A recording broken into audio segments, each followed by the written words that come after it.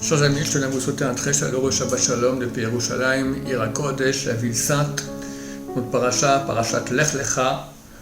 Dieu dit à Abraham Avinu de quitter son pays natal, quitter sa maison, quitter la maison de son père et d'aller au pays qu'il lui montrera. Et on voit que Abraham bien sûr obéit, mais Lot, le neveu d'Abraham, va accompagner aussi Abraham Avinu. Or c'est bizarre parce que Dieu a dit à Abraham, quitte la maison de ton père. Or son neveu, c'est la maison de son père, c'est le petit-fils de son père. Alors comment se fait-il que Lot vienne?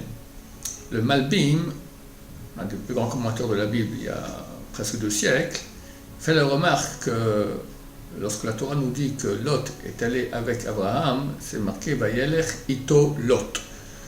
Le mot utilisé c'est avec Ito. Et il dit que Ito c'est accessoire. Et, quand on dit et, c'est quelque chose qui va avec, mais qui est accessoire, c'est pas l'essentiel. Par exemple, la Torah va nous dire Bereshit bara Elohim et hashamayim ve'et haaretz. Dieu créa le ciel et la terre, mais le mot et avant ciel et le mot et avant la terre, pour nous dire que d'autres choses aussi ont été créées accessoires au ciel et à la terre. Au ciel, accessoire, c'était par rapport au ciel, c'était le paradis, par rapport à la terre, c'était l'enfer. Donc ce sont des choses qui accompagnent, mais qui ne sont pas l'essentiel. Ce n'est pas le principal que la Torah veut nous dire, c'est que la terre et le ciel ont été créés. Alors là aussi, quand Abraham quitte son pays natal et Lot va avec lui, Ito, le Malbim dit qu'il était accessoire, ça veut dire qu'il était subordonné à Abraham. C'était pas il y a Abraham et il y a moi et je vais avec Abraham, non, je me subordonne, je deviens son élève. Et dès lors, alors il n'y a plus d'interdiction qu'il prenne Lot, qui est de la maison de son père, avec lui, parce que c'est plus la maison de son père, c'est sa maison à lui, c'est son élève. C'est son élève, c'est comme son fils. Donc c'est tout à fait légitime que Lot accompagne Abraham. Et d'ailleurs, vu qu'il était subordonné à Abraham et son élève, donc il a aussi été beaucoup béni par cela. Le texte dit que Lot avait aussi beaucoup de troupeaux et de tentes. Les sages d'Israël ont dit, c'est quoi ces tentes-là? 2 grandes tentes. Il a eu droit à 2 grandes royautés, celle de Ammon et celle de Moab. Ces 2 filles ont donné naissance à des royautés entières. Donc il avait beaucoup de mérite. Pourquoi est-ce qu'il a accompagné Abraham? Le Zohar HaKadosh dit parce qu'il voulait apprendre de lui. C'est tout à fait légitime. Le Ramban donne une autre raison. Il dit qu'il voulait accompagner Abraham pour Abraham, qu'Abraham ne soit pas seul dans son voyage, dans toutes ses pérégrinations vers Israël. Mais quoi qu'il en soit, Lot était subordonné à Abraham, donc il est devenu un élève d'Abraham, il a droit aux bénédictions, et Abraham a le droit de le prendre avec lui. Au début du chapitre 13, on voit que Abraham, sa femme et Lot remontent d'Égypte, après l'épisode qu'il y a eu avec Pharaon, et là, le texte parle différemment. Il dit que Vayal Abraham et Mitzrayim, Abraham est monté d'Égypte, lui et sa femme et tous ses biens, Velot Imo, et Lot avec lui. C'est plus comme on a vu auparavant, Velot Ito, c'est Lot Imo. Imo, explique le Malbim, c'est pas accessoire, c'est pas subordonné à, c'est à égalité. Lot déjà il a des tentes, des troupeaux, c'est quelqu'un d'important, et déjà il se prend pour quelqu'un. Il n'accepte plus d'être l'élève de Abraham Avinu. Et juste après, la Torah nous raconte que les bergers de Lot allaient faire paître leurs troupeaux dans des terrains ne leur appartenant pas, appartenant aux Cananéens de la terre de Canaan. Les bergers d'Abraham leur disaient, vous n'avez pas le droit, c'est du vol.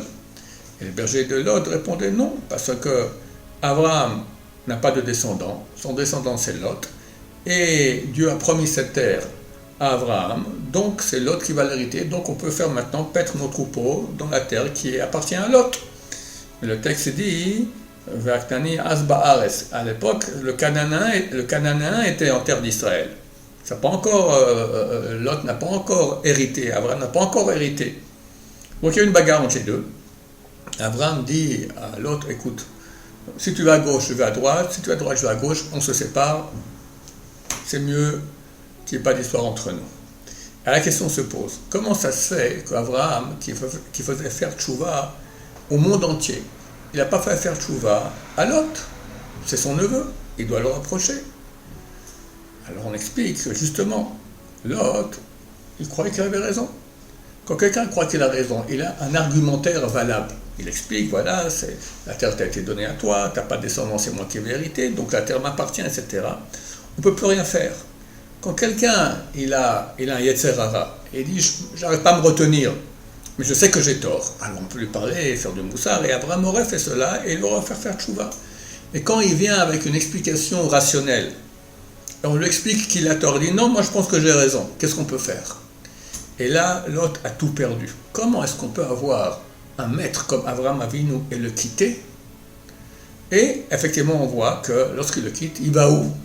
Il ne va pas à la ville qui sera un jour Jérusalem ou autre chose. Il va à Sodome, l'endroit de la plus grande débauche mondiale.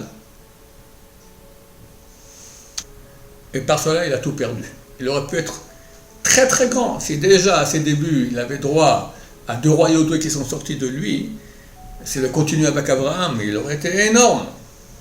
Et non, il a préféré fréquenter les débauchés, quitter son maître Abraham Avinu. Qu'est-ce qu'on donnerait nous pour avoir un prof comme Abraham Avinu?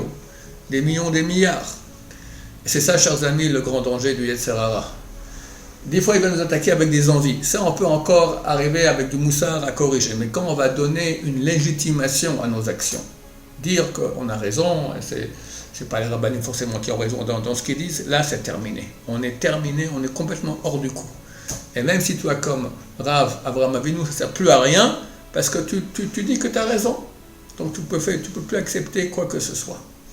Voilà, chers amis, Mashiach arrive très bientôt, on doit faire une grande chouva, comprendre que la vraie Torah est celle des rabbins, des grands d'Israël, qui depuis 3300 ans nous ont guidés pour arriver en tant que peuple juif ici en terre d'Israël, faire une grande chouva, accepter tout ce qui est écrit dans le Talmud, tout ce qui est dit par les grands de Torah, parce que c'est le seul moyen d'être dans le vrai.